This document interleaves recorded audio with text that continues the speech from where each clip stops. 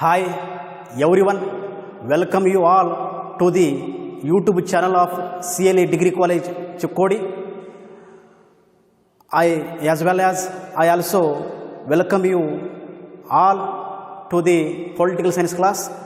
ನನ್ನೆಲ್ಲ ಆತ್ಮೀಯ BA ದ್ವಿತೀಯ ವರ್ಷದ ಅಂದರೆ 4ನೇ ಸೆಮಿಸ್ಟರ್ನ ಆತ್ಮೀಯ ವಿದ್ಯಾರ್ಥಿಗಳನ್ನು ಹಾಗೂ BA ಅಂತಿಮ ವರ್ಷದ ಅಂದರೆ 6ನೇ ಸೆಮಿಸ್ಟರ್ನ ಆತ್ಮೀಯ ವಿದ್ಯಾರ್ಥಿಗಳನ್ನು ಜೊತೆಗೆ PUC ದ್ವಿತೀಯ ವರ್ಷದ ವಿದ್ಯಾರ್ಥಿಗಳನ್ನು ಹೃದಯಪೂರ್ವಕವಾಗಿ ರಾಜ್ಯಶಾಸ್ತ್ರ ವರ್ಗಕ್ಕೆ ಸ್ವಾಗತವನ್ನು ಕೋರ್ತಾ, ಆತ್ಮೀಯ ವಿದ್ಯಾರ್ಥಿಗಳೇ, ಈಗಾಗಲೇ ನಾವು ಕಳೆದ ವಿಡಿಯೋದಲ್ಲಿ ಸಮ್ಮಿಶ್ರ ಸರ್ಕಾರದ ಪೀಠಿಕೆ, ಅರ್ಥ, ವ್ಯಾಖ್ಯೆ, ತದನಂತರ ಸಮ್ಮಿಶ್ರ ಸರ್ಕಾರ ನಡೆದು ಬಂದ ಹಾದಿ, ಜೊತೆಗೆ ಸಮ್ಮಿಶ್ರ ಸರ್ಕಾರದ ಪ್ರಮುಖ 4 ರೀತಿಯ ಲಕ್ಷಣಗಳನ್ನು ತಿಳಿದುಕೊಂಡಿದ್ದಾಗಿದೆ ವಿದ್ಯಾರ್ಥಿಗಳೇ. ಇನ್ನೂ ಕೂಡ ಸಮ್ಮಿಶ್ರ ಸರ್ಕಾರ ಮತ್ತು ರಾಜಕೀಯ ಪೂರ್ಣಗೊಂಡಿಲ್ಲ ವಿದ್ಯಾರ್ಥಿಗಳೇ. ಇನ್ನು ಸಮ್ಮಿಶ್ರ ಸರ್ಕಾರದ ಲಕ್ಷಣಗಳಲ್ಲಿ ಪ್ರಮುಖವಾಗಿ 5 ರೀತಿಯ ಲಕ್ಷಣಗಳನ್ನು ಕಾಣ್ತೀವಿ. 5ರಿಂದ 6 ಅಥವಾ 5 ತಿಳಿದುಕೊಳ್ಳೋಣ ಇವತ್ತು. ಇನ್ನುಳಿದ ಪ್ರಮುಖ 5 ಲಕ್ಷಣಗಳು ಅಂದರೆ ಈಗಾಗಲೇ 4 ಮುಗಿದಾವ.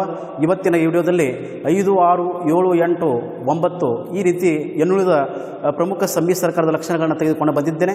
ಅವುಗಳನ್ನು ಚರ್ಚೆ ಮಾಡೋಣ ವಿದ್ಯಾರ್ಥಿಗಳೇ. ಅದಕ್ಕಿಂತ ಪೂರ್ವದಲ್ಲಿ ಕಳೆದ ವಿಡಿಯೋದಲ್ಲಿ ಚರ್ಚೆ ಮಾಡಿದಂತಹ ಸಮ್ಮಿಶ್ರ ಸರ್ಕಾರದ 4 ಲಕ್ಷಣಗಳನ್ನು ಮತ್ತೊಮ್ಮೆ ನಿಮ್ಮ ಗಮನಕ್ಕೆ ತಂದಿರ್ತೀನಿ. ತದನಂತರ ಮುಂದಿನ ಲಕ್ಷಣಗಳ ಕಡೆಗೆ ಹೋಗ್ತೀನಿ ವಿದ್ಯಾರ್ಥಿಗಳೇ.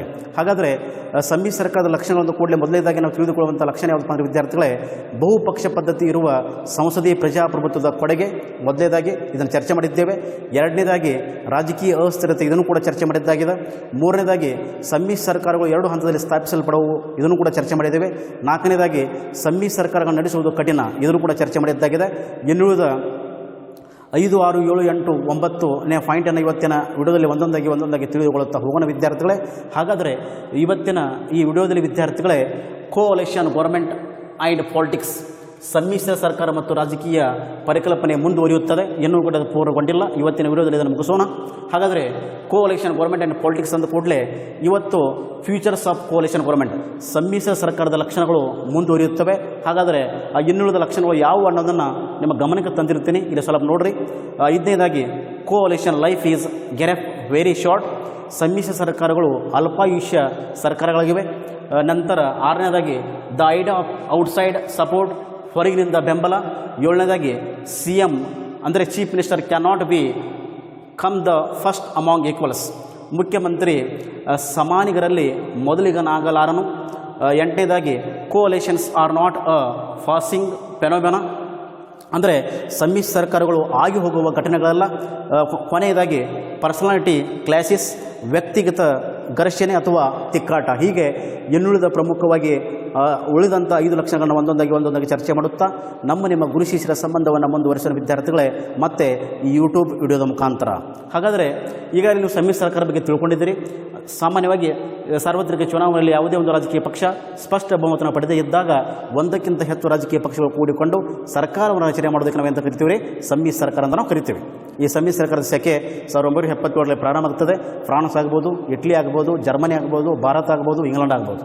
ಇಷ್ಟ ಈಗಾಗಲೇ ಇದರ ಬಗ್ಗೆ ತಿಳ್ಕೊಂಡಿದ್ದೀರಿ. ಈಗ ನೇರವಾಗಿ ನಾವು ಲಕ್ಷಣ ಕಡೆಗೆ ಹೋಗೋಣ. ಹಾಗಾದರೆ ಫ್ಯೂಚರ್ಸ್ ಆಫ್ ಕೋಅಲಿಷನ್ ಗೌರ್ಮೆಂಟ್ ಅಂದ ಕೂಡಲೇ ಸಮ್ಮಿಶ್ರ ಸರ್ಕಾರದ ಲಕ್ಷಣಗಳನ್ನು ಕೂಡಲೇ ಮುಂದುವರಿಯುತ್ತವೆ. 5ನೇದಾಗಿ ಬರುವಂಥ ಪ್ರಮುಖ ಲಕ್ಷಣ ಯಾವುದಪ್ಪ ಅಂದರೆ ವಿದ್ಯಾರ್ಥಿಗಳೇ, ಕೋಅಲಿಷನ್ ಲೈಫ್ ಈಸ್ ವೆರಿ ಶಾರ್ಟ್, ಸಮ್ಮಿಶ್ರ ಸರ್ಕಾರಗಳು ಅಲ್ಪಾಯು ಸರ್ಕಾರಗಳಾಗಿವೆ. ಸಮ್ಮಿಶ್ರ ಸರ್ಕಾರಗಳು ಅಲ್ಪಾಯು ಅಂದರೆ ಅಲ್ಪ ಆಯುಷ್ಯ ಸರ್ಕಾರಗಳಿವೆ. ಅಂದರೆ ಸಮ್ಮಿಶ್ರ ಸರ್ಕಾರ ಏನಪ್ಪ ಅಂದ್ರೆ ಇವಕ್ಕೆ ದೀರ್ಘಾವಧಿ ಆಯುಷ್ಯ ಇಲ್ಲ, ಅಗದಿ ಕಡಿಮೆ ಆಯುಷ್ಯ. ಇವು 1 ವರ್ಷ ಮಾಡ್ಬೋದು, 2 ವರ್ಷ ಮಾಡ್ಬೋದು, 3 ವರ್ಷ, 4 ವರ್ಷ, ಭಾಳ ಅಂದ್ರೆ 4 ವರ್ಷ. ಹೀಗಾಗಿ ಸಮ್ಮಿಶ್ರ ಸರ್ಕಾರಗಳು ಅಸ್ತಿತ್ವಕ್ಕೆ ಬಂದ ನಂತರ ಯಾವುದೇ ಸಮ್ಮಿಶ್ರ ಸರ್ಕಾರ ದೀರ್ಘ ಅವಧಿಯವರೆಗೆ ಸ್ಥಿರವಾಗಿ ಆಡಳಿತವನ್ನು ಕೊಡೋಕ್ಕಾಗಿಲ್ಲ. ಕೊಡದೈತೆ ನಾವು ಹೇಳಕ್ಕೆ ಬರೋದಿಲ್ಲ. ಕೊಡಬಹುದು, ಅದು ಕೊಡದೇ ಇರಬಹುದು, ಆ ಮಾತು ಬೇರೆ. ಆದರೆ ಸಮ್ಮಿಶ್ರ ಸರ್ಕಾರಗಳು ಇವು ಅಲ್ಪ ಆಯುಷ್ಯ ಸರ್ಕಾರಗಳಾಗಿವೆ. ಅಂದ್ರೆ ಸಾರ್ವತ್ರಿಕ ಚುನಾವಣೆಯಲ್ಲಿ ಯಾವುದೇ ಒಂದು ರಾಜಕೀಯ ಪಕ್ಷ ಸ್ಪಷ್ಟ ಬಹುಮತ ಪಡೆದೇ ಇದ್ದಾಗ ಆ ಸ್ಪಷ್ಟ ಬಹುಮತ ಪಡೆದೇ ಇದ್ದ ಪಕ್ಷಕ್ಕೆ ಒಂದು ಸಹಕಾರ ಕೊಟ್ಟ, ಬಹುಮತ ಕೊಟ್ಟ ಏನಪ್ಪ ಸರ್ಕಾರ ರಚನೆ ಮಾಡೋಕ್ಕೆ ಅವಕಾಶ ಕೊಡ್ತೈತಿ ಇಲ್ಲ ಅನ್ನೋದಿಲ್ಲ.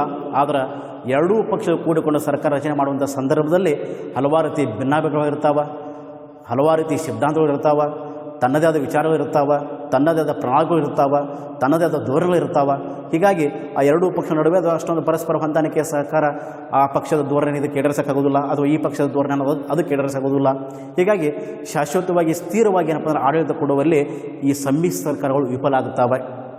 ಶಾಶ್ವತವಾಗಿ ಸಮ್ಮಿಶ್ರ ಸರ್ಕಾರಗಳು ದೀರ್ಘಾವಧಿಯಾಗಿ 5 ವರ್ಷಗಳ ಕಾಲ ಅಧಿಕಾರವನ್ನು ನಡೆಸುವಲ್ಲಿ ಸಂಪೂರ್ಣವಾಗಿ ವಿಫಲ ಆಗಿದ್ದಾವೆ. ಹೀಗಾಗಿ ಸಮ್ಮಿಶ್ರ ಸರ್ಕಾರಗಳು ಏನಪ್ಪ ಅಂದ್ರೆ ಅಲ್ಪ ಆಯುಷ್ಯ ಸರ್ಕಾರಗಳಾಗಿವೆ. ಯಾವಾಗ ಇವ ಅಧಿಕಾರದಿಂದ ಕೆಳಗಿಳಿತೋ ಹೇಳಕ್ಕೆ ಬರೋದಿಲ್ಲ. ಅಧಿಕಾರದ ಆಸೆ, ಕುರ್ಚಿಯ ಆಸೆ, ಹಣದ ಆಸೆ ಗೋಸ್ಕರವಾಗಿ ಹೊಡೆದಾಟ, ಸಂಘರ್ಷಗಳು, ಹೋರಾಟಗಳು ಇರ್ತಾವೆ. ಯಾವಾಗ ಇವ ಅಧಿಕಾರದಿಂದ ಕೆಳಗಿಳಿತಾವೆ ಅಂತ ಹೇಳಕ್ಕೆ ಬರೋದಿಲ್ಲ. ಹೀಗಾಗಿ ಭಾರತ ಸಮ್ಮಿಶ್ರ ಸರ್ಕಾರಗಳ ಅನುಭವದಿಂದ ನಾವು ಕಂಡು ಬಂದ ದುರ್ಭಾಗ್ಯ ಸಂಗತಿ ಏನಪ್ಪ ಅಂತಂದ್ರೆ, ಬಹಳಷ್ಟು ಸಮ್ಮಿಶ್ರ ಸರ್ಕಾರಗಳು ತಮ್ಮ ಅಧಿಕಾರಾವಧಿಯನ್ನು ಪೂರ್ತಿಗೊಳಿಸಿಲ್ಲ. ಕೆಲವೊಂದು ಸಂದರ್ಭದಾಗ ಮಾತ್ರ ಅಧಿಕಾರವನ್ನು ಪೂರ್ತಿಗೊಳಿಸಿದವು. ಆದರೆ ಭಾರತದ ಸಮ್ಮಿಶ್ರ ಸರ್ಕಾರದ ಒಂದು ದುರ್ದೈವ ಸಂಗತಿ ಏನಪ್ಪ ಅಂತಂದ್ರೆ, ಭಾಳಷ್ಟು ಸರ್ಕಾರಗಳು, ಸಮ್ಮಿಶ್ರ ಸರ್ಕಾರಗಳು ತಮ್ಮ ಅಧಿಕಾರಾವಧಿಯನ್ನು ಪೂರ್ತಿಗೊಳಿಸಿಲ್ಲ, ಪೂರ್ಣ ಮಾಡಿಲ್ಲ. ಭಾಳದರ 1 ವರ್ಷ, ಭಾಳದರ 2 ವರ್ಷ, ಭಾಳದರ 1, 2.5, 3 ವರ್ಷ ಇಷ್ಟ. ಹೆಚ್ಚು ಕಡಿಮೆ ಭಾಳದರ 1 5 ತಿಂಗಳು 6 ತಿಂಗಳು ಅಷ್ಟೇ ಇರ್ತೈತೆ. ಯಾವುದೇ ಸಮ್ಮಿಶ್ರ ಸರ್ಕಾರಗಳು ಇನ್ನೂವರೆಗೆ ತಮ್ಮ ಅಧಿಕಾರವನ್ನು ಪೂರ್ಣಾವಧಿಯಲ್ಲಿ ಪೂರ್ಣಗೊಳಿಸಿಲ್ಲ. ಹೀಗಾಗಿ ಸಮ್ಮಿಶ್ರ ಸರ್ಕಾರಗಳು ಅಲ್ಪ ಆಯುಷ್ಯ ಸರ್ಕಾರಗಳಾಗಿವೆ ಅಂತ ಹೇಳಿದರೆ ತಪ್ಪಾಗಲಿಕ್ಕೆ ಸಾಧ್ಯ ಇಲ್ಲ. ಇದು ಸಮ್ಮಿಶ್ರ ಸರ್ಕಾರ ವ್ಯವಸ್ಥೆ ಇನ್ನೊಂದು ಪ್ರಮುಖ ಲಕ್ಷಣ ಅಂತ ನಾವು ಭಾವಿಸಬೇಕಾಗ್ತದೆ. ಅರ್ಥ ಆಯ್ತು ರೀ? ಇನ್ನು next 6th point, the idea of outside support, ಹೊರಗಿನಿಂದ ಬೆಂಬಲ. ಇನ್ನು ಕೆಲವೊಂದು ಸಮ್ಮಿಶ್ರ ಸರ್ಕಾರ ವ್ಯವಸ್ಥೆ ಏನಪ್ಪ ಅಂತಂದ್ರೆ ಹೊರಗಿನಿಂದ ಬೆಂಬಲ ಕೊಡೋದು ಅಷ್ಟ. ಹೊರಗಿನಿಂದ ಬೆಂಬಲ ಕೊಡೋದ, ಯಾವಾಗ ತಮಗೇನು ಬೇಕಾ ಅಧಿಕಾರವನ್ನು ಕೊಡದೇ ಇದ್ದಾಗ ಅವಾಗಿಂದ ಸರ್ಕಾರದಿಂದ ಕೆಳಗಿಳೋದು. ಇದು ಕಾಮನ್ ಫೆನೋಮೆನ, ಸಮ್ಮಿಶ್ರ ಸರ್ಕಾರದ ಕಾಮನ್ ಸಂಗತಿ ಅದು. ಅಂದ್ರೆ ಹೊರಗಿನಿಂದ ಬೆಂಬಲ ಕೊಟ್ಟು ಸಮ್ಮಿಶ್ರ ಸರ್ಕಾರ ರಚನೆ ಮಾಡೋಕ್ಕೆ ಅವಕಾಶ ಮಾಡಿಕೊಡೋದು. ತಮಗೆ ಬೇಕಾಗುವಂಥ ಬೇಡಿಕೆಗಳನ್ನ, ಆಸೆ ಆಕಾಂಕ್ಷೆಗಳನ್ನ ಕೊಟ್ಟರು ಮುಂದುವರಿಯೋದ, ಕೊಡದೇ ಇದ್ದರೆ ಆ ಸರ್ಕಾರನ ಯಾವಾಗ ಬೇಕಾದರೂ ಕೆಡೋದ. ಈ ವ್ಯವಸ್ಥೆ ಕೂಡ ನಾವು ಕಾಣ್ತೇವೆ ಸಮ್ಮಿಶ್ರ ಸರ್ಕಾರ ವ್ಯವಸ್ಥೆಯಲ್ಲಿ. ಹೀಗಾಗಿ ಹೊರಗಿನಿಂದ ಬೆಂಬಲ, ಸಮ್ಮಿಶ್ರ ಸರ್ಕಾರದ ಒಂದು ಆಶ್ಚರ್ಯಕರವಾದ ಲಕ್ಷಣವೇನೆಂದರೆ, ಸರ್ಕಾರದಲ್ಲಿ ಭಾಗಿಯಾಗದೆ ಹೊರಗಿನಿಂದ ಬೆಂಬಲ ಸೂಚಿಸುವುದು. ಸರ್ಕಾರದಾಗ ಭಾಗಿಯಾಗದೆ ಹೊರಗಿನಿಂದ ಬೆಂಬಲ ಕೊಟ್ಟ ಸರ್ಕಾರ ರಚನೆ ಮಾಡೋಕ್ಕೆ ಏನಪ್ಪ ಅಂದ್ರೆ ಅವಕಾಶ ಕಲ್ಪಿಸ್ಕೊಡೋದು. ಸರ್ಕಾರ ರಚನೆ ಮಾಡೋಕ್ಕೆ ಅವಕಾಶ ಕಲ್ಪಿಸ್ಕೊಡೋದ, ಹೊರಗಿನಿಂದ ಬೆಂಬಲ ಕೊಡೋದ ಮತ್ತು ಹೊರಗಿನಿಂದ ಹೊರಗೆ ಹೋಗಿಬಿಡೋದ. ಹೀಗಾಗಿ ಸಮ್ಮಿಶ್ರ ಸರ್ಕಾರಗಳು ಸ್ಥಿರವಾಗಿ ಆಡಳಿತ ನಡೆಸೋಕೆ ಆಗೋದಿಲ್ಲ. ಯಾವಾಗ ಬೇಕಾದರೂ ಕೂಡ ಸಮ್ಮಿಶ್ರ ಸರ್ಕಾರಗಳು ವಿಫಲ ಆಗಬಹುದು, ಯಾವಾಗ ಬೇಕಾದರೂ ಕೂಡ ಸಮ್ಮಿಶ್ರ ಸರ್ಕಾರಗಳು ಇಳಿಯಬಹುದು. ಅರ್ಥೈತ್ರಿ? ಇಲ್ಲಿವರೆಗೆ ನಮ್ಮ ಕರ್ನಾಟಕದಲ್ಲಿ ಕೂಡ ಸಮ್ಮಿಶ್ರ ಸರ್ಕಾರ ಜರುಗಿದಾವ, ಭಾರತ ದೇಶ ಕೂಡ ಸಮ್ಮಿಶ್ರ ಸರ್ಕಾರಗಳು ಜರುಗಿದಾವ, ಇಲ್ಲ ಅನ್ನೋದಿಲ್ಲ. ಆದರೆ ಯಾವುದೇ ಸಮ್ಮಿಶ್ರ ಸರ್ಕಾರ ಪೂರ್ಣಾವಧಿ 5 ವರ್ಷಗಳ ಕಾಲ ಅಧಿಕಾರ ನಡೆಸಿದ್ದು ನಾವು ಕಾಣಿಲ್ಲ. ಭಾಳ 1 ವರ್ಷ 2 ವರ್ಷ ಹೊರಗಿನಿಂದ ಬೆಂಬಲ ಕೊಡೋದ, ಸರ್ಕಾರ ರಚನೆ ಮಾಡೋದ, ಸರ್ಕಾರ ರಚನೆ ಮಾಡಿದ ನಂತರ ಅವ್ರಿಗೆ ಬೇಕಾಗುವಂಥ ಬೇಡಿಕೆಗಳನ್ನು, ಆಸೆ ಆಕಾಂಕ್ಷೆಗಳನ್ನು ಕೊಡದೇ ಇದ್ದರೆ ಯಾವಾಗ ಬೇಕಾದ್ರೂ ಕೂಡ ಸರ್ಕಾರನ ಕೆಡೋದ. ಮಂತ್ರಿ ಸ್ಥಾನ ಕೇಳೋದ, ದೊಡ್ಡ ದೊಡ್ಡ ಸಚಿವ ಸ್ಥಾನ ಕೇಳೋದ, ಕೊಡದೇ ಇದ್ದರೆ ಸಮ್ಮಿಶ್ರ ಸರ್ಕಾರದಿಂದ ಕೆಳಗಿಳೋದ, ಸರ್ಕಾರವನ್ನು ಕೆಡೋದು. ಇದು ಸರ್ವೇ ಸಾಮಾನ್ಯವಾಗಿ ನಡೆಯುವಂಥ ಸಂಗತಿ. ಅರ್ಥ ಆಯ್ತು ರೀ? ಇದು ರಾಜಕೀಯ ಪಕ್ಷದಲ್ಲಿ ವಿಶೇಷವಾಗಿ ಚುನಾವಣೆ ಮುಗಿದ ನಂತರ ರಾಜಕೀಯ ಪಕ್ಷಗಳು ಗೆದ್ದು ಬಂದ ನಂತರ ಯಾವುದೇ ರಾಜಕೀಯ ಪಕ್ಷಗಳು, ಸಣ್ಣ ಪುಟ್ಟ ರಾಜಕೀಯ ಪಕ್ಷಗಳು ಏನಪ್ಪ ಬೆಂಬಲ ಕೊಡ್ತಾವೆ, ಹೊರಗಿನಿಂದ ಬೆಂಬಲ ಕೊಡ್ತಾವೆ. ಸಣ್ಣ ಪುಟ್ಟ ರಾಜಕೀಯ ಪಕ್ಷಗಳು ಹೊರಗಿನಿಂದ ಬೆಂಬಲ ಕೊಟ್ಟ ನಂತರ ಇವರಿಗೆ ಕೂಡಿಸ್ಕೊಂಡು ಸರ್ಕಾರ ರಚನೆ ಮಾಡ್ತಾರೋ. ಆದರೆ ಅವ್ರದ್ದು ಸಮಸ್ಯೆಗಳನ್ನು, ಅವರಿಗೆ ಬೇಡಿಕೆಗಳನ್ನು ಈಡೇರಿಸದೇ ಇದ್ದರೆ ಅಂಥ ಸಂದರ್ಭದಾಗ ಹೊರಗಿನಿಂದ ಬೆಂಬಲ ಕೊಟ್ಟು ಹೊರಗಿನಿಂದ ಹೊರಗೆ ಹೋಗಿಬಿಡೋದು. ಇದು ಕೂಡ ಸಮ್ಮಿಶ್ರ ಸರ್ಕಾರ ವ್ಯವಸ್ಥೆಯ ಪ್ರಮುಖ ಲಕ್ಷಣ ಅಂತ ನಾವು ಭಾವಿಸಬೇಕಾಗುತ್ತದೆ. ಅರ್ಥ ಆಯ್ತು ರೀ? ಇದು ಸಿಂಪಲಾಗಿ ಬಂದಿರೋದೈತಿ ಪಾಯಿಂಟ್. ಇದು ಕೂಡ ಇನ್ನೊಂದು ಪ್ರಮುಖ ಸಮ್ಮಿಶ್ರ ಸರ್ಕಾರ ವ್ಯವಸ್ಥೆಯ ಲಕ್ಷಣ. ಇನ್ನು next, CM cannot become the first among equals. ಮುಖ್ಯಮಂತ್ರಿ ಸಮಾನಿಗರಲ್ಲಿ ಮೊದಲಿಗ ನಾಗಲಾರನು. ಇನ್ನೊಂದು ಲಕ್ಷಣ ಅಂದರೆ ಸಮ್ಮಿಶ್ರ ಸರ್ಕಾರ ವ್ಯವಸ್ಥೆಯಲ್ಲಿ ಏನಪ್ಪ ಅಂದ್ರೆ ಒಂದಕ್ಕಿಂತ ಹೆಚ್ಚು ರಾಜಕೀಯ ಪಕ್ಷಗಳು ಕೂಡಿಕೊಂಡು ಸರ್ಕಾರ ರಚನೆ ಮಾಡಿರ್ತಾವೆ. ಅವ ಮುಖ್ಯಮಂತ್ರಿ ಆದಂಥ ವ್ಯಕ್ತಿ ಸಂಸದೀಯ ಪ್ರಜಾಪ್ರಭುತ್ವ ವ್ಯವಸ್ಥೆಯಲ್ಲಿ, ಸಮ್ಮಿಶ್ರ ಸರ್ಕಾರ ವ್ಯವಸ್ಥೆಯಲ್ಲಿ ಮುಖ್ಯಮಂತ್ರಿ ಆದಂಥ ವ್ಯಕ್ತಿ ಸಮಾನಿಗರಲ್ಲಿ ಮೊದಲಿಗನಾಗಲಿಕ್ಕೆ ಸಾಧ್ಯನೇ ಇಲ್ಲ. ಯಾಕಪ್ಪ? ಇನ್ನೊಂದು ಪಕ್ಷದಲ್ಲಿ ಕೂಡಿರ್ತೈತಿ. ಆ ಇನ್ನೊಂದು ಪಕ್ಷದ ಧೋರಣೆಗಳು, ಅವರ ಚಿಂತನೆಗಳು, ಅವರ ವಿಚಾರಗಳು, ಅವರ ಪ್ರಣಾಳಿಕೆಗಳು, ಅವರ ಸಿದ್ಧಾಂತಗಳು ಏನಪ್ಪ ಭಿನ್ನ ಭಿನ್ನಾಗಿರ್ತಾವೆ. ನಾ ಮುಖ್ಯಮಂತ್ರಿ ಆಗಿ ತಿಳ್ಕೊಂಡು ತಾನ ಸ್ವತಃ ಒಬ್ಬನ ನಿರ್ಣಯಗಳನ್ನ, ತೀರ್ಮಾನಗಳನ್ನ, ಯಾವುದೇ ಡಿಸಿಷನ್ ತೆಗೆದುಕೊಳ್ಳೋದಾಗಲಿ ಅಲ್ಲಿ ಬರೋಕ್ಕೆ ಸಾಧ್ಯ ಇಲ್ಲ. ಇದೊಂದು ಸಮ್ಮಿಶ್ರ ಸರ್ಕಾರದ ಇನ್ನೊಂದು ಪ್ರಮುಖ ಲಕ್ಷಣ ಅಂತ ಹೇಳಬೇಕಾಗುತ್ತೆ. ಯಾಕಪ್ಪ ಅಂದ್ರೆ ಮುಖ್ಯಮಂತ್ರಿ ಇರಬಹುದಿಲ್ಲ ಅನ್ನೋದಿಲ್ಲ.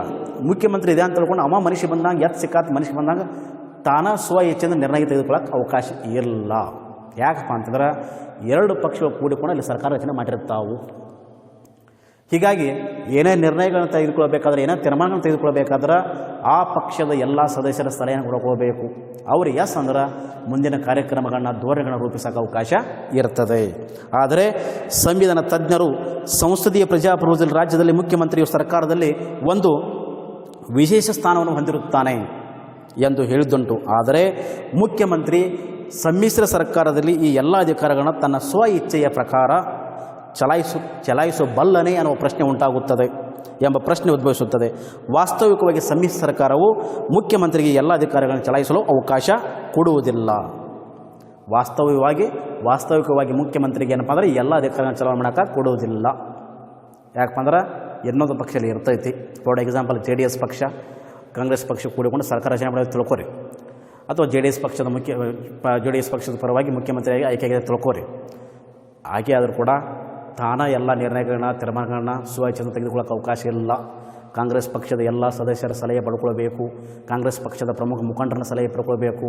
ಅವರೆಲ್ಲ ಎಸ್ ಅಂದ್ರೆ ಮುಂದಿನ ತೀರ್ಮಾನಗಳನ್ನ, ನಿರ್ಣಯಗಳನ್ನ ತೆಗೆದುಕೊಳ್ಳೋಕೆ ಸಾಧ್ಯ ಐತಿ. ಅರ್ಥ ಐತ್ರಿ? ಸಮ್ಮಿಶ್ರ ಸರ್ಕಾರ ವ್ಯವಸ್ಥೆಯಲ್ಲಿ ಮುಖ್ಯಮಂತ್ರಿಯು ಸಮಾನಿಗರಲ್ಲಿ ಮೊದಲಿಗನಾಗಿ ಕಾರ್ಯನಿರ್ವಹಿಸೋಕ್ಕಾಗುವುದಿಲ್ಲ. ಎರಡೂ ಪಕ್ಷಗಳು ಅಸ್ತಿತ್ವದಲ್ಲಿರುವುದರಿಂದ ಎರಡೂ ಪಕ್ಷದ ಸಲಹೆ ಪಡ್ಕೊಳ್ಬೇಕು, ಅವರ ಎಲ್ಲ ಒಪ್ಪಿಗೆ ಪಡ್ಕೊಳ್ಬೇಕು. ಅವಾಗ ತನ್ನ ಯೋಜನೆಗಳನ್ನ, ಕಾರ್ಯಕ್ರಮಗಳನ್ನ, ಧೋರಣೆಗಳನ್ನ ಅನುಷ್ಠಾನಕ್ಕೆ ತರಕ್ಕೆ ಅವಕಾಶ ಐತಿ. ಹೀಗಾಗಿ ಸಮ್ಮಿಶ್ರ ಸರ್ಕಾರ ವ್ಯವಸ್ಥೆಯಲ್ಲಿ ವಿದ್ಯಾರ್ಥಿಗಳೇ, ಮುಖ್ಯಮಂತ್ರಿ ಆದಂಥ ವ್ಯಕ್ತಿ ಸಮಾನಿಗರಲ್ಲಿ ಮೊದಲಿಗನಾಗಿ ಕಾರ್ಯನಿರ್ವಹಿಸೋಕೆ ಸಂಪೂರ್ಣ ಅಧಿಕಾರ ಅವನಿಗೆ ಇರೋದಿಲ್ಲ. ಇರ್ತೈತಿ, ಆದರೆ ಇನ್ನುಳಿದ ಪಕ್ಷದ ಸಹಕಾರ ಬೇಕು. ಮುಖ್ಯಮಂತ್ರಿ ಅಷ್ಟೇ ಅಲ್ಲ, ಪ್ರಧಾನಮಂತ್ರಿ ಕೂಡ ಹಾಗೆ. ಕೇಂದ್ರದಲ್ಲಿ ಸಮ್ಮಿಶ್ರ ಸರ್ಕಾರ ರಚನೆ ಆದರೂ ಕೂಡ ಪ್ರಧಾನಮಂತ್ರಿ ಕೂಡ ಹಾಗೆ, ರಾಜ್ಯದಲ್ಲಿ ಸಮ್ಮಿಶ್ರ ಸರ್ಕಾರ ರಚನೆ ಆದರೂ ಕೂಡ ಮುಖ್ಯಮಂತ್ರಿ ಕೂಡ ಹಾಗೆ. ಪ್ರಧಾನಿ ಅಥವಾ ರಾಜ್ಯದ ಮುಖ್ಯಮಂತ್ರಿ ಸಮ್ಮಿಶ್ರ ಸರ್ಕಾರದಲ್ಲಿ ತಮ್ಮ ಇಚ್ಛೆಗೆ ಬಂದವರನ್ನು ಮಂತ್ರಿಮಂಡಲದಲ್ಲಿ ಸೇರಿಸಿಕೊಳ್ಳಲಾರ ಹಾಗೂ ಇಲಾಖೆಗಳನ್ನು ಹಂಚಕ್ಕೆ, ಮತ್ತು ತಮ್ಮ ಮನುಷ್ಯಗೆ ಬಂದಾಗ ಇಷ್ಟಕ್ಕೆ ಬಂದಾಗ ಮಂತ್ರಿ ಪದವಿಯನ್ನು ಹಂಚಕ್ಕೂ ಬರೋದಿಲ್ಲ. ತಮ್ಮವರ ನಮ್ಮ ಪಕ್ಷವರು ತಿಳ್ಕೊಂಡು ಅವ್ರಿಗೆ ಮಂತ್ರಿ ಸ್ಥಾನ ಕೊಡೋಕ್ಕೂ ಬರೋದಿಲ್ಲ, ಮಂತ್ರಿ ಸ್ಥಾನದ ಕೆಳಗೆ ಇಳಿಸೋಕ್ಕೂ ಬರೋದಿಲ್ಲ, ಇಲಾಖೆಯ ಮುಖ್ಯಸ್ಥರಾಗಿ ನೇಮಕ ಮಾಡೋಕ್ಕೂ ಅವಕಾಶ ಇಲ್ಲ. ಅರ್ಥ ಆಯ್ತು ರೀ? ಎರಡೂ ಪಕ್ಷದ ಸಲಹೆಯನ್ನು ಪಡ್ಕೊಂಡ ಮಂತ್ರಿ ಸ್ಥಾನ ಕೊಡಬಹುದು ಅಥವಾ ಇಲಾಖೆಯ ಮುಖ್ಯಸ್ಥನಾಗಿ ನೇಮಕ ಮಾಡೋಕ್ಕೆ ಅವಕಾಶ ಇರ್ತೈತಿ ಸಮ್ಮಿಶ್ರ ಸರ್ಕಾರ ವ್ಯವಸ್ಥೆಯಲ್ಲಿ. ಹೀಗಾಗಿ ಸಮ್ಮಿಶ್ರ ಸರ್ಕಾರ ವ್ಯವಸ್ಥೆಯಲ್ಲಿ ಮುಖ್ಯಮಂತ್ರಿ ಸಮಾನಿಗರಲ್ಲಿ ಮೊದಲಿಗನಾಗಲಾರನು. ಇದು ಕೂಡ ಸಮ್ಮಿಶ್ರ ಸರ್ಕಾರ ವ್ಯವಸ್ಥೆ ಇನ್ನೊಂದು ಪ್ರಮುಖ ಲಕ್ಷಣ ಅಂತ ನಾವು ಭಾವಿಸಬೇಕಾಗ್ತದೆ. ಇನ್ನು next, coalitions are not a passing phenomena. ಸಮ್ಮಿಶ್ರ ಸರ್ಕಾರಗಳು ಆಗಿ ಹೋಗುವ ಘಟನೆಗಳಲ್ಲ. ಸಮ್ಮಿಶ್ರ ಸರ್ಕಾರಗಳು ಆಗಿ ಹೋಗುವ ಘಟನೆಗಳಲ್ಲ. ಅಂದರೆ ಸಮ್ಮಿಶ್ರ ಸರ್ಕಾರಗಳು ಇವತ್ತೊಂದು ಸಿರ್ತಾವೆ ಮತ್ತು ನಾಳೆ ಹೋಗ್ತಾ ಹಾಗೇನಿಲ್ಲ. ಸಮ್ಮಿಶ್ರ ಸರ್ಕಾರಗಳು ಇದು ಹಿಂದಿನ ಕಾಲದಿಂದ ಐತೆ. ಪ್ರಾಚೀನ ಕಾಲದಿಂದ ಕೂಡ ಯಾವುದೇ ಒಂದು ರಾಜಕೀಯ ಪಕ್ಷ ಸ್ಪಷ್ಟ ಬಹುಮತ ಪಡೆದೇ ಇದ್ದರೆ ಅಂಥ ಸಂದರ್ಭದಲ್ಲಿ ತಮಗೆ ಯೋಗ್ಯವಾಗಿರುವಂಥ ಸಣ್ಣಪುಟ್ಟ ರಾಜಕೀಯ ಪಕ್ಷಗಳ ಜೊತೆ ಕೂಡಿಕೊಂಡು ಸರ್ಕಾರ ರಚನೆ ಮಾಡಿಕೊಂಡು ಸರ್ಕಾರವನ್ನು ನಡೆಸುವುದು ವ್ಯವಸ್ಥೆ ಇದು ಎಂದು ನಿನ್ನೆ ಪ್ರಕ್ರಿಯೆಯಲ್ಲ. ಹಿಂದಿನ ಕಾಲದಿಂದಲೂ ಕೂಡ ಬಹುಕಾಲದಿಂದಲೂ ಕೂಡ ನಡೆದು ಬಂದಿರುವಂಥ ಒಂದು ಪ್ರಕ್ರಿಯೆ ಆಗ್ಯದ. ಸಮ್ಮಿಶ್ರ ಸರ್ಕಾರಗಳು ಆಗಿಂದಾಗ ನಡೆದು ಹೋಗುವಂಥ ಇವು ಘಟನೆಗಳಲ್ಲ, ದೀರ್ಘಕಾಲದವರೆಗೆ ಇರುವಂಥ ಒಂದು ವ್ಯವಸ್ಥೆ ಆಗ್ಯದ. ಹೀಗಾಗಿ ಸಮ್ಮಿಶ್ರ ಸರ್ಕಾರಗಳು ಬಹುಕಾಲ ಅಸ್ತಿತ್ವದಲ್ಲಿರುವಂಥ ಘಟನೆಗಳಾಗಿವೆ, ಪ್ರಸ್ತುತವಾಗಿ ಅಸ್ತಿತ್ವಕ್ಕೆ ಬಂದಿರುವಂಥ ಘಟನೆಗಳಲ್ಲ. ಹಿಂದಿನ ಕಾಲದಿಂದಲೂ ಬಹುಕಾಲದಿಂದಲೂ ಅಸ್ತಿತ್ವಕ್ಕೆ ಬಂದಿರುವಂಥ ಘಟನೆಗಳಾಗಿವೆ. ಇವು ಈಗಿಂದು ಪ್ರಸ್ತುತವಾಗಿ ಬರೋದ ಮತ್ತು ಪ್ರಸ್ತುತವಾಗಿ ಆಗಿ ಹೋಗುವಂಥ ಘಟನೆಗಳು ಅಲ್ಲ ಇವು. ಜೊತೆಗೆ ಸರ್ಕಾರಗಳು ರಾಜಕೀಯದಲ್ಲಿ ಅನಿರೀಕ್ಷಿತವಾಗಿರ್ತವೆ. ಇವು ಅನಿರೀಕ್ಷಿತ ಸರ್ಕಾರ ರಚನೆ ಮಾಡೋಕ್ಕೆ ಅವಕಾಶ ಇರ್ತದೆ. ಕೆಲವು ಕಾಲದ ನಂತರ ಸಾಮಾನ್ಯ ಸ್ಥಿತಿ ಬರುತ್ತದೆ ಎಂಬ ಅಭಿಪ್ರಾಯವನ್ನು ಹೊಂದಿದ್ದರೂ ಕೂಡ ಭಾರತದ ರಾಜಕೀಯದಲ್ಲಿ 1.5 ದಶಕದವರೆಗೂ ಮುಂದುವರಿದಿರುವುದು ಆಶ್ಚರ್ಯಕರವಾದ ಸಂಗತಿಯಾಗಿದೆ. ಅವು ಗತಿಸಿ ಹೋಗುವ ಘಟನೆಗಳೆಂದು ಅನಿಸುವುದಿಲ್ಲ. ದೇಶದ ವಿವಿಧ ಭಾಗಗಳಲ್ಲಿ ಜನ್ಮ ತಾಳುತ್ತಿರುವ ರಾಜಕೀಯ ಗುಂಪುಗಳನ್ನು ನೋಡಿದರೆ ಬಹುಪಕ್ಷ ಪದ್ಧತಿಯು ಇನ್ನೂ ಬಹುಕಾಲ ಮುಂದುವರಿಯುತ್ತದೆ ಅನಿಸುತ್ತದೆ. ಇವೇನ ಆಗಿದ್ದಾಗ ಗತಿಸಿ ಹೋಗುವಂಥ ಘಟನೆಗಳಲ್ಲ, ಆಗಿದಾಗ ಮುಗಿಯುವಂಥ ಘಟನೆಗಳಲ್ಲ. ಬಹುಪಕ್ಷ ಪದ್ಧತಿ ಎಲ್ಲಿವರೆಗೆ ಅಸ್ತಿತ್ವದಲ್ಲಿ ಇರ್ತೈತೆ ಅಲ್ಲಿವರೆಗೆ ಸಮ್ಮಿಶ್ರ ಸರ್ಕಾರಗಳು ಇರುತ್ತವೆ. ಏಕಪಕ್ಷ ಪದ್ಧತಿ ಇದ್ದಲ್ಲಿ ಮಾತ್ರ ಸಮ್ಮಿಶ್ರ ಸರ್ಕಾರ ರಚನೆ ಮಾಡೋಕ್ಕೆ ಸಾಧ್ಯ ಇಲ್ಲ. ಎಲ್ಲಿವರೆಗೆ ಬಹುಪಕ್ಷ ಪದ್ಧತಿಗಳು ಅಸ್ತಿತ್ವದಲ್ಲಿ ಇರ್ತಾವ ಅಲ್ಲಿವರೆಗೆ ಸಮ್ಮಿಶ್ರ ಸರ್ಕಾರ ರಚನೆ ಮಾಡೋಕ್ಕೆ ಅವಕಾಶ ಇರುತ್ತದೆ. ಹೀಗಾಗಿ ಸಮ್ಮಿಶ್ರ ಸರ್ಕಾರಗಳು ಆಗಿ ಹೋಗುವ ಘಟನೆಗಳಲ್ಲ, ಇವು ದಶಕದವರೆಗೂ ಕೂಡ ಮುಂದುವರಿದುಕೊಂಡು ಹೋಗುವಂಥ ಸರ್ಕಾರಗಳಾಗಿವೆ. ಅನಿರೀಕ್ಷಿತ ಸರ್ಕಾರ ಯಾವಾಗ ಬೇಕಾದರೂ ಕೂಡ ಸಮ್ಮಿಶ್ರ ಸರ್ಕಾರ ರಚನೆ ಆಗಬಹುದು. ಸ್ಪಷ್ಟ ಬಹುಮತವನ್ನು ಪಡೆದೇ ಇದ್ದಾಗ ಅಥವಾ ಚುನಾವಣೆಗೆ ಆದ ನಂತರ ಯಾವುದೇ ರಾಜಕೀಯ ಪಕ್ಷ ತನ್ನ ಬಹುಮತವನ್ನು ಸಾಬೀತುಪಡಿಸೋಕ್ಕಾಗದೇ ಇದ್ದಂಥ ಸಂದರ್ಭದಲ್ಲಿ ಸಣ್ಣಪುಟ್ಟ ರಾಜಕೀಯ ಪಕ್ಷಗಳ ಜೊತೆ ಸೇರಿ ಸರ್ಕಾರ ರಚನೆ ಮಾಡಿಕೊಂಡು ಸರ್ಕಾರ ನಡೆಸಲಿಕ್ಕೆ ಅವಕಾಶ ಇದೆ. ಹೀಗಾಗಿ ಸಮ್ಮಿಶ್ರ ಸರ್ಕಾರಗಳು ಆಗಿ ಹೋಗುವಂಥ ಘಟನೆಗಳಲ್ಲ, ಇವು ಬಹುಕಾಲದವರೆಗೆ ಅಸ್ತಿತ್ವದಲ್ಲಿರುವಂಥ ಸರ್ಕಾರಗಳಾಗಿವೆ ಅಂತ ನಾವು ಭಾವಿಸಬೇಕಾಗ್ತದೆ. ಹೀಗಾಗಿ ಇದು ಕೂಡ ಇನ್ನೊಂದು ಸಮ್ಮಿಶ್ರ ಸರ್ಕಾರಗಳು ಆಗಿ ಹೋಗುವ ಘಟನೆಗಳಲ್ಲ, ಇದು ಕೂಡ ಇನ್ನೊಂದು ಸಮ್ಮಿಶ್ರ ಸರ್ಕಾರದ ಪ್ರಮುಖ ಲಕ್ಷಣ ಅಂತ ನಾವು ಭಾವಿಸಬೇಕಾಗ್ತದೆ. ಅರ್ಥ ಆಯ್ತು ರೀ. ಇನ್ನು ನೆಕ್ಸ್ಟ್ ಲಾಸ್ಟ್ ಇನ್ನೊಂದು 9ನೇ ಪಾಯಿಂಟ್ ತಿಳ್ಕೊರಿ. ಇನ್ನೊಂದಲ್ಲಿ ಪರ್ಸನಾಲಿಟಿ ಕ್ಲಾಶಸ್, ವ್ಯಕ್ತಿಗತ ಘರ್ಷಣೆ ಮತ್ತು ತಿಕ್ಕಾಟ. ಸಮ್ಮಿಶ್ರ ಸರ್ಕಾರ ವ್ಯವಸ್ಥೆಯಲ್ಲಿ ಏನಪ್ಪ ಅಂತಂದ್ರೆ ಪರಸ್ಪರ ವ್ಯಕ್ತಿಗತ ಸಂಘರ್ಷಗಳು, ಹೋರಾಟಗಳು, ಬಿಕ್ಕಟ್ಟುಗಳು, ಭಿನ್ನಾಭಿಪ್ರಾಯಗಳು ಬರೋದು ಸಾಮಾನ್ಯ ಆಯಿತು. ಯಾಕಪ್ಪ ಅಂತಂದ್ರೆ ಇಲ್ಲಿ ಒಂದೇ ಪಕ್ಷ ಇರೋದಿಲ್ಲ, ಇಲ್ಲಿ ಎರಡು ಪಕ್ಷಗಳು ಕೂಡಿಕೊಂಡು ಏನಪ್ಪ ಸರ್ಕಾರ ರಚನೆ ಮಾಡಿರ್ತಾವೆ. ಆ ಪಕ್ಷದ ಧೋರಣೆಗಳು ಬೇರೆ, ಆ ಪಕ್ಷದ ನಾಯಕತ್ವದ ಧೋರಣೆಗಳೇ ಬೇರೆ, ಈ ಪಕ್ಷದ ನಾಯಕತ್ವದ ಧೋರಣೆಗಳೇ ಬೇರೆ, ಆ ಪಕ್ಷದ ನಾಯಕ ಬೇರೆ, ಈ ಪಕ್ಷದ ನಾಯಕ ಬೇರೆ.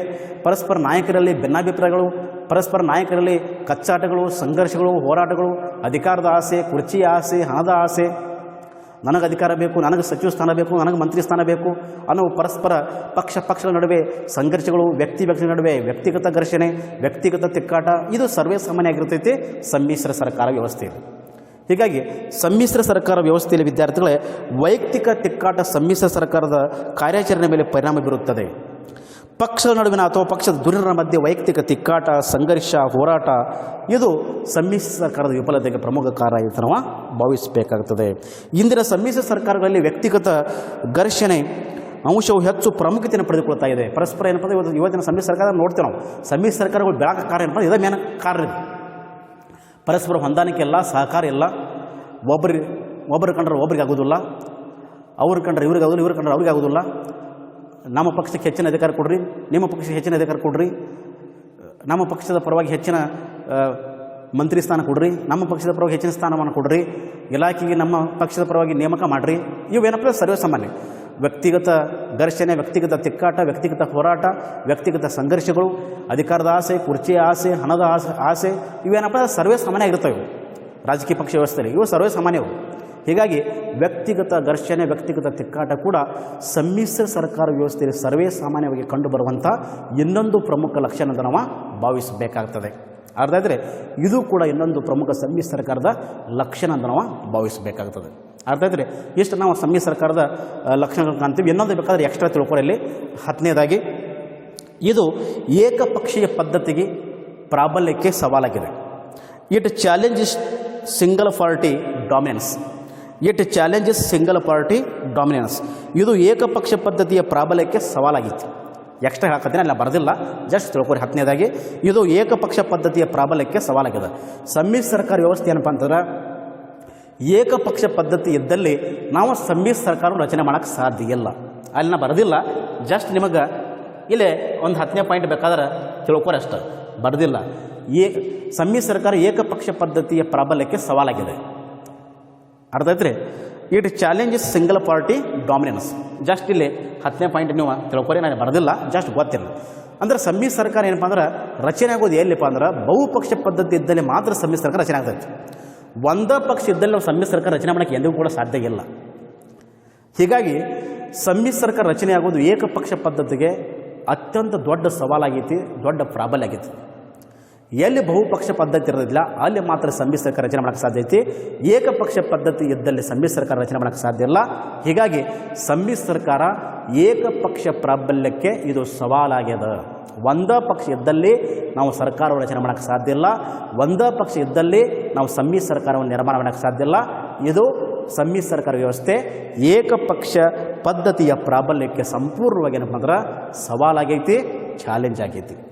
ಇದು ಕೂಡ 10ನೇ ಪಾಯಿಂಟ್ ಇದೆ, ಜಾಸ್ತಿ ತಿಳ್ಕೊರಿ ನಾವು, ಅಲ್ಲ ಬರೆದಿಲ್ಲ. ಬಟ್ ಏಕಪಕ್ಷ ಪದ್ಧತಿಯ ಪ್ರಾಬಲ್ಯಕ್ಕೆ ಸವಾಲಾಗಿದೆ. ಇದು ಕೂಡ ಇನ್ನೊಂದು ಸಮ್ಮಿಶ್ರ ಸರ್ಕಾರ ವ್ಯವಸ್ಥೆಯ ಲಕ್ಷಣ ಅಂತ ನಾವು ಭಾವಿಸಬೇಕಾಗ್ತದೆ ವಿದ್ಯಾರ್ಥಿಗಳೇ. ಇಷ್ಟು ನಾವು ಪ್ರಮುಖವಾಗಿ ಇವತ್ತಿನ ವಿಡಿಯೋದಲ್ಲಿ ಸಮ್ಮಿಶ್ರ ಸರ್ಕಾರದ ಲಕ್ಷಣಗಳನ್ನು ತಿಳಿದುಕೊಂಡಿದ್ದೇವೆ. ಕಳೆದ ವರ್ಗದಲ್ಲೂ ಕೂಡ ತಿಳಿದುಕೊಂಡಿದ್ದೇವೆ, ಈ ವರ್ಗದಲ್ಲೂ ಕೂಡ ತಿಳಿದುಕೊಂಡಿದ್ದೇವೆ. ಇವತ್ತು ಈ ಸಮ್ಮಿಶ್ರ ಸರ್ಕಾರ ವ್ಯವಸ್ಥೆಯ ಪ್ರಕ್ರಿಯೆ ಮುಕ್ತಾಯ ಆಗ್ತೈತಿ. ಇನ್ನು BA 4ನೇ ಸೆಮಿಸ್ಟರ್ದ ವಿದ್ಯಾರ್ಥಿಗಳಿಗೆ ವಿಶೇಷವಾಗಿ ಕರ್ನಾಟಕದಲ್ಲಿ ಸಮ್ಮಿಶ್ರ ರಾಜಕೀಯ ಅದನ್ನೊಂದು ನಿಮಗೆ ಹೇಳಬೇಕು. ನಾನು ಖಂಡಿತವಾಗಿ ಅದನ್ನು ಹೇಳ್ತೇನೆ, ಮುಂದಿನ ವಿಡಿಯೋದಲ್ಲಿ ನಾನು ತೆಗೆದುಕೊಂಡು ಬರುತ್ತೇನೆ. BA ನಾಲ್ಕನೇ ಸೆಮಿಸ್ಟರ್ದಲ್ಲಿ ಓದುತ್ತಿರುವ ವಿದ್ಯಾರ್ಥಿಗಳಿಗೆ ಕರ್ನಾಟಕದಲ್ಲಿ ಸಮ್ಮಿಶ್ರ ರಾಜಕೀಯ ವ್ಯವಸ್ಥೆ ಯಾವ ರೀತಿ ಐತೆ ಅನ್ನೋದನ್ನು ಅದನ್ನು ಮುಂದಿನ ವಿಡಿಯೋದಲ್ಲಿ ಚರ್ಚೆ ಮಾಡ್ತೇನೆ. ಇಷ್ಟು BA ದ್ವಿತೀಯ ವರ್ಷದ ವಿದ್ಯಾರ್ಥಿಗಳಿಗೂ ಮತ್ತು BA ಅಂತಿಮ ವರ್ಷದ ವಿದ್ಯಾರ್ಥಿಗಳಿಗೂ ಇವು ಎರಡು ಕಾನ್ಸೆಪ್ಟ್ ಅಗದಿ ಈಸಿ ಯೂಸ್ ಆಗುತ್ತೋ ಇದನ್ನು ಯೂಸ್ ಮಾಡಿಕೊಡ್ರಿ ಸರಿಯಾಗಿ. ಮತ್ತು PUC ದ್ವಿತೀಯ ವರ್ಷದ ವಿದ್ಯಾರ್ಥಿಗಳು ಕೂಡ ಇದು ಯೂಸ್ ಆಗುತ್ತೆ, ನೀವು ಕೂಡ ಯೂಸ್ ಮಾಡಿಕೊಡ್ರಿ ಸರಿಯಾಗಿ. ಇದನ್ನು ಇಷ್ಟು ನಾವು ಇವತ್ತಿನ ವಿಡಿಯೋದಲ್ಲಿ ತಿಳ್ಕೊಬೋದು. ಈ ಪರಿಕಲ್ಪನೆ ಎಕ್ಸಾಮ್ ದೃಷ್ಟಿಯಿಂದ ಭಾಳ ಮಹತ್ವ ಇರ್ತೇನೆ. BA ವಿದ್ಯಾರ್ಥಿಗಳಿಗೆ ಭಾಳ ಉಪಯುಕ್ತ ಐತೆ ಅದು. ಶಾರ್ಟ್ ನೋಟ್ಸ್ ದೃಷ್ಟಿಯಿಂದ ಕೂಡ ಕೇಳಬಹುದು, 16 ಅಂಕದ ಮೇಲೆ ಕೂಡ ಕ್ವಶನ್ ಕೇಳಬಹುದು. ಅರ್ಥ ಆಯ್ತು ರೀ? ಕೇಳ್ತಾರೆ ಹೆಂಗೆ ಕೇಳ್ತಾರೆ ನೋಡ್ರೆ, ಸಮ್ಮಿಶ್ರ ಸರ್ಕಾರದ ಅರ್ಥ, ಸಮ್ಮಿಶ್ರ ಸರ್ಕಾರದ ಲಕ್ಷಣಗಳನ್ನು ಚರ್ಚಿಸಿರಿ. 16 ಅಂಕದ ಮೇಲೆ ಕೂಡ ಪ್ರಶ್ನೆ ಕೇಳಬಹುದು. ಶಾರ್ಟ್ ನೋಟ್ಸ್ ದೃಷ್ಟಿಯಿಂದ 8 ಅಂಕದ ಮೇಲೆ ಕೂಡ ಪ್ರಶ್ನೆ ಕೇಳಬಹುದು. Explain the meaning and futures of coalition government or discuss the meaning and futures of coalition government. Short notes purpose and 16 marks question purpose very important this concept. 16 ಅಂಕದ ಮೇಲೆ ಕೂಡ ಇಂಪಾರ್ಟೆಂಟ್ ಐತಿ, ಶಾರ್ಟ್ ನೋಟ್ಸ್ ದೃಷ್ಟಿಯಿಂದ ಕೂಡ important ಐತಿ. ಇದನ್ನು ಸರಿಯಾಗಿ ನೀವು ನೋಡಿಕೊಡ್ರಿ. ಇಷ್ಟು ನಾವು ಇವತ್ತಿನ ವಿಡಿಯೋದಲ್ಲಿ ಸಮ್ಮಿಶ್ರ ಸರ್ಕಾರದ ಇನ್ನುಳಿದ ಪ್ರಮುಖ ಲಕ್ಷಣಗಳನ್ನು ತಿಳಿದುಕೊಂಡಿದ್ದೇವೆ ವಿದ್ಯಾರ್ಥಿಗಳೇ. ಇನ್ನು ಮುಂದಿನ ವಿಡಿಯೋದಲ್ಲಿ ಇದರ ಮುಂದಿನ ಪರಿಕಲ್ಪನೆಯನ್ನು ತೆಗೆದುಕೊಂಡು ಬರುತ್ತೇನೆ. ಅಲ್ಲಿವರೆಗೆ ತಮ್ಮೆಲ್ಲರಿಗೂ ನಮಸ್ಕಾರಗಳು. Thank you.